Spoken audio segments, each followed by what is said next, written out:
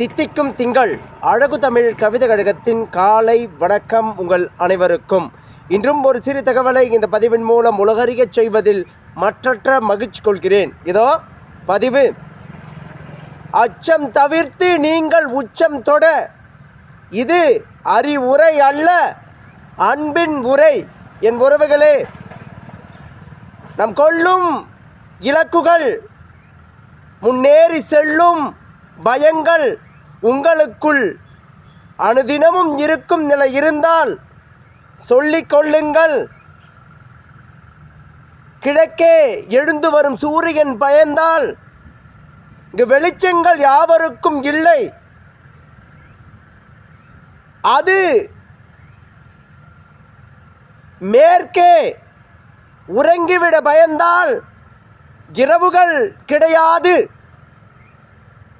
இரவுகள் ஒன்று இல்லாத போனால் இங்கு யாவருக்கும் உறக்கும் என்ற ஒரு நிலை தொடராது. பூமி பயந்தால் புல் பூண்டுகள் அங்கே எழாது. மரங்கள் செடி கொடிகளுக்கு வேலைகள் இல்லாத முடிந்துவிடும். வானம் பயந்தால் மழை கிடையாது.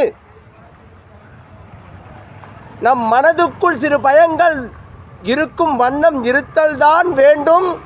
அவையே நிலைகளுக்கு ஆபத்தை ஏற்படுத்தும் நிலை இருந்தால் அவைகளில் நாம் தான் மாற்றங்களை ஏற்றுக்கொள்ள வேண்டும்.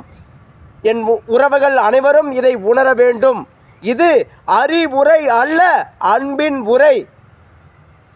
இயற்கை நமக்காக அனைத்தையும் சிறந்த முறையில் தொடர்ந்து கொண்டிருக்கும் வண்ணம் போல், எதற்கும் துணிந்திருக்கும் இயற்கை போல், நாம் கொள்ளும் இலக்குகளில் எது நிகழ்ந்தாலும் அவைகளில் சரியான பாதைகளை தகர்த்து எறிந்துவிட்டு சரியான பாதையில் செல்லும் மன பக்குவத்தை நமக்குள் கொள்ளும் முறைகளை நாம் பழகி கொண்டால் இந்த உலகம் நமக்கு அழகாய் வசமாகும். அதில் நம் கொண்ட இலக்குகளில் நாம் முன்னேறி சென்று விடலாம்.